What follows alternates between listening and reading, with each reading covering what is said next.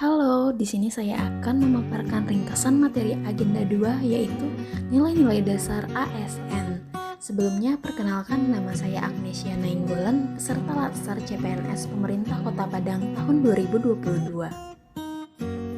Berdasarkan Undang-Undang Nomor 5 Tahun 2014, fungsi dasar seorang ASN terbagi menjadi 3. Yang pertama, sebagai pelaksana kebijakan publik, yang kedua sebagai pelayan publik, dan yang ketiga sebagai perekat dan pemersatu bangsa. Adapun nilai dasar atau core value ASN diimplementasikan dengan kata berakhlak yang merupakan akronim dari berorientasi pelayanan, A. akuntabel, K. kompeten, H. harmonis, O. loyal, A. adaptif, dan K. kolaboratif.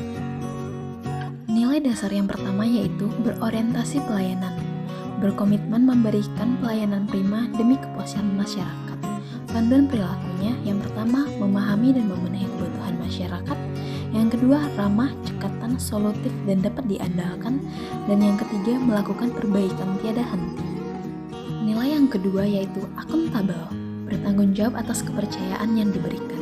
Panduan perilakunya yang pertama melaksanakan tugas dengan jujur, bertanggung jawab, cermat, disiplin, dan berintegritas tinggi. Yang kedua menggunakan kekayaan dan barang milik negara secara bertanggung jawab, efektif, dan efisien. Yang ketiga tidak menyalahgunakan kewenangan jabatan.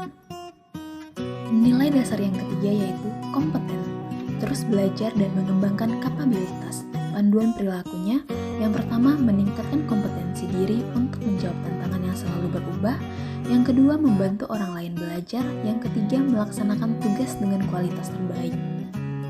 Nilai dasar yang keempat yaitu harmonis, saling peduli dan menghargai perbedaan. Panduan perilakunya yang pertama menghargai setiap orang apapun latar belakangnya, yang kedua suka menolong orang lain, yang ketiga membangun lingkungan kerja yang kondusif. Nilai dasar yang kelima yaitu loyal, berdedikasi dan mengutamakan kepentingan bangsa dan negara. Panduan perilakunya yang pertama memegang teguh ideologi Pancasila, Undang-Undang Dasar tahun 1945, setia pada NKRI serta pemerintahan yang sah. Yang kedua menjaga nama baik sesama ASN, pimpinan instansi dan negara. Yang ketiga menjaga rahasia jabatan dan negara. Nilai dasar yang keenam yaitu adaptif, berinovasi dan antusias dalam menggerakkan ataupun menghadapi perubahan.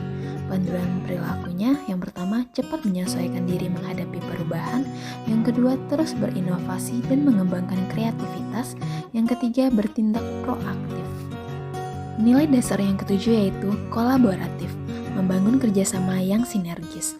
Panduan perilakunya yang pertama memberikan kesempatan kepada berbagai pihak untuk berkontribusi, yang kedua terbuka dalam bekerja sama untuk menghasilkan nilai tambah, dan yang ketiga menggerakkan pemanfaatan berbagai sumber daya untuk tujuan bersama.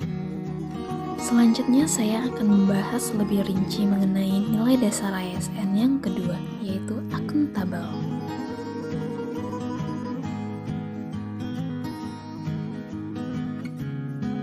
Aspek-aspek akuntabilitas. Yang pertama, akuntabilitas adalah sebuah hubungan. Hubungan yang dimaksud adalah hubungan dua pihak antara individu, kelompok, institusi, dengan negara dan masyarakat. Yang kedua, akuntabilitas berorientasi pada hasil. Hasil yang diharapkan dari akuntabilitas adalah perilaku aparat pemerintah yang bertanggung jawab, adil, dan inovatif. Yang ketiga, akuntabilitas membutuhkan adanya laporan. Laporan kinerja adalah perwujudan dari akuntabilitas. Dengan memberikan laporan kinerja, berarti mampu menjelaskan terhadap tindakan dan hasil yang telah dicapai oleh individu, kelompok, institusi, serta mampu memberikan bukti nyata dari hasil dan proses yang telah dilakukan. Yang keempat, akuntabilitas memerlukan konsekuensi. Akuntabilitas menunjukkan tanggung jawab dan tanggung jawab menghasilkan konsekuensi. Konsekuensi tersebut dapat berupa penghargaan atau sanksi. Yang kelima, akuntabilitas memperbaiki kinerja. Tujuan utama dari akuntabilitas adalah untuk memperbaiki kinerja ASN dalam memberikan pelayanan kepada masyarakat. Akuntabilitas publik memiliki 3 fungsi utama, yaitu yang pertama untuk menyediakan kontrol demokratis atau peran demokrasi, yang kedua untuk mencegah korupsi dan penyalahgunaan kekuasaan atau peran konstitusional, dan yang ketiga untuk meningkatkan efisiensi dan efektivitas atau peran peran belajar. Akuntabilitas memiliki 5 tingkatan yang berbeda, yaitu akuntabilitas personal. Akuntabilitas ini mengacu pada nilai-nilai yang ada pada diri seseorang seperti kejujuran, integritas, moral, dan etika. Kemudian akuntabilitas individu.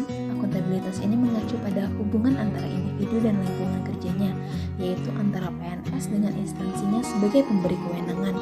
Kemudian akuntabilitas kelompok. Akuntabilitas ini biasanya dilakukan atas kerjasama kelompok.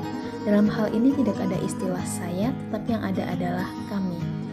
Kemudian akuntabilitas organisasi mengacu pada hasil pelaporan kinerja yang telah dicapai, baik pelaporan yang dilakukan oleh individu terhadap organisasi ataupun institusi maupun kinerja organisasi kepada stakeholders lainnya.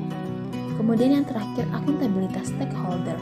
Stakeholder yang dimaksud adalah masyarakat umum, pengguna layanan, dan pembayar pajak yang memberikan masukan, saran, dan kritik terhadap kinerjanya. Jadi, akuntabilitas stakeholder adalah tanggung jawab organisasi pemerintah untuk mewujudkan pelayanan dan kinerja yang adil, responsif, dan bermartabat. Modul yang ada pada LMS sudah cukup lengkap dan mudah dipahami. Kiranya sekian ringkasan materi agenda 2 dari saya. Terima kasih.